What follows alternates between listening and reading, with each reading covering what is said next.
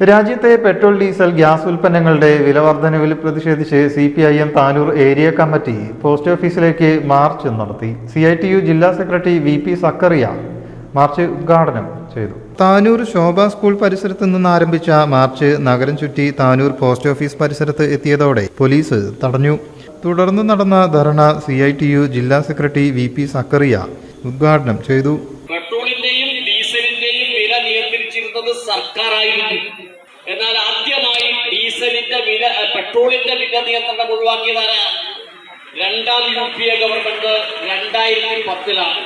2014 അധികാരത്തിൽ വന്നിട്ടുള്ള BJP government ഡീസലിന്റെ വില നിയന്ത്രണവും പൂർണ്ണമായി ഒഴിവാക്കി എല്ലാം മുതലാളിമാർക്ക് ഏൽപ്പിച്ചു. ആ മുതലാളിയാണ് ഇന്ത്യയിലെ ഏറ്റവും വലിയ ഡീസലിന്റെയും പെട്രോളിന്റെയും മുതലാളിയാണ് അദാനിയും അംബാനിയുമാണ്. ഇപ്പൊ അവരാ വില നിയന്ത്രിക്കുന്നത്.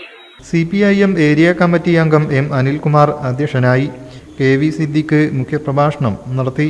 ബാലകൃഷ്ണൻ ചുള്ളിയത്ത്, KT ശശി, അഷ്കർ കോറാട് എന്നിവർ സംസാരിച്ചു. CPIM area secretary Samad Tanalur സ്വാഗതവും KVA ഖാദർ നന്ദിയും പറഞ്ഞു.